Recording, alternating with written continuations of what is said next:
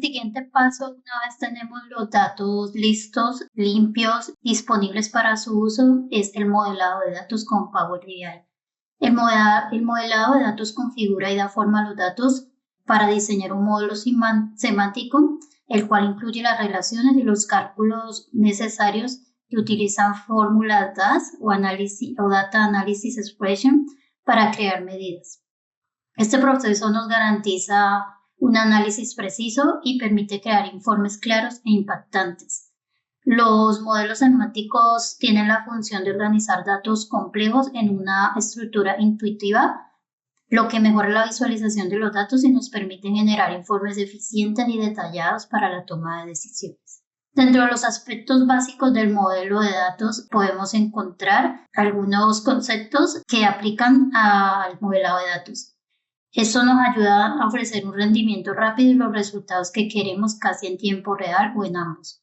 El modelo de datos o modelo semántico es un modelo de datos que es un recurso con capacidad de consulta que está optimizado para el análisis. Estos modelos se pueden consultar mediante dos lenguajes, el cual pueden ser DAS o Data Analysis Expression o expresiones multidimensionales MDX. En Power BI el lenguaje predeterminado es DAS, mientras que para los informes paginados pueden usar cualquiera de estos dos lenguajes. En el caso de la característica incluida en Power BI, que es para analizar datos en Excel, también usa MDX.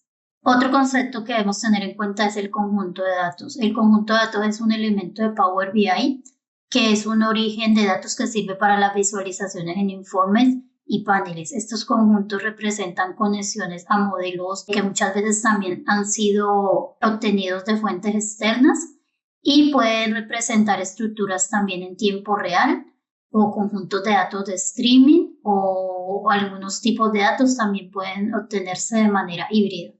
Cuando hablamos de consulta analítica, decimos que podemos consultar informes o paneles, los cuales vienen a partir de un conjunto de datos. Cuando Power BI visualiza los datos de ese conjunto, prepara y envía esa consulta analítica, la cual nos va a generar un resultado a partir de un modelo que es fácil de entender. La consulta analítica tiene tres fases. Una es el filtro, la cual nos permite limitar el conjunto de datos del modelo y ver solo la información que queremos que nos muestre. También existen los grupos, los cuales dividen el resultado de la consulta en grupos. Y está el resumen, el cual nos genera un valor único en función de una función de agregado. Puede ser suma, recuento, mínimo, máximo u otros. Una vez se ejecuta esa consulta, vamos a poder ver el resultado reflejado, bien sea en un gráfico, objeto visual o en una matriz o en el objeto que nosotros hayamos seleccionado. En este caso, por ejemplo, los datos se encuentran agrupados por trimestres 1, 2 y 3 y 4. En este caso, el filtro es un filtro de año y el resumen es el resultado de cada uno de estos grupos. También tenemos el concepto de modelo tabular. Un modelo de datos de Power BI por defecto ya es un modelo tabular que consta de una o varias tablas. Esto pues incluye las relaciones, las jerarquías de datos y los cálculos. Para poder generar un modelo optimizado y fácil de usar, es mejor utilizar un esquema estrella. Cuando nosotros vemos los fundamentos de los datos, que es una de las certificaciones que también tiene Microsoft y la cual yo personalmente recomiendo tomar. No es obligatoria para esta certificación, pero muchos de estos conceptos teóricos pues están mejor explicados en esta certificación de fundamento de los datos. Cuando nosotros hablamos de modelado de datos, existen varios diseños, el esquema estrella y el esquema copo de nieve. El más utilizado para los modelos de análisis de datos y el que más se optimiza para la consulta es el diseño de esquema estrella, que ha sido ampliamente adoptado para los almacenes de datos relacionales. Este tipo de modelo requiere que se clasifiquen las tablas que se importan al modelo como tablas de hechos o tablas de dimensiones. Aquí podemos observar cómo es el diseño estrella. Se le dice estrella porque siempre tenemos una tabla de hechos en el centro y a su alrededor otras tablas que se conectan a esta tabla de hechos y nos permiten hacer relaciones para poder obtener la información que necesitamos. Las tablas de dimensiones describen entidades de la empresa, como listas de productos, de personas, de lugares y de tiempo. Normalmente las tablas de hechos no contienen datos numéricos o datos que se deban analizar por sí mismo, sino que son aquellas que nos permiten resumir los datos que se encuentran dentro de la tabla de hecho. Entonces, una tabla de dimensiones puede ser, por ejemplo, un listado de clientes, donde únicamente vamos a encontrar los datos de ese cliente, pero que en sí mismo no nos generan un análisis para la toma de decisiones. Por ejemplo, una tabla puede tener la identificación del cliente, el nombre, la dirección, el teléfono y el campo común de identificación de ese cliente es el que va a aparecer en la tabla de hecho para luego poder obtener su historial de compras, qué productos ha comprado, etc. Por su parte, las tablas de hecho que normalmente aparecen en el centro de nuestro modelo estrella es la que almacena todos los hechos, eventos o transacciones que queremos medir o evaluar. Entonces, en este caso, la tabla de hechos es una tabla de ventas de revendedores, donde aparecen pedidos de ventas, existencias, y todo eso está relacionado con el resto de las tablas. En este sentido, las tablas de hechos suelen contener los números o las medidas que queremos evaluar y solamente van a aparecer los códigos que identifican o que hacen la relación con las tablas de dimensiones, sin el detalle, por ejemplo, en este caso del ejemplo de la tabla de clientes.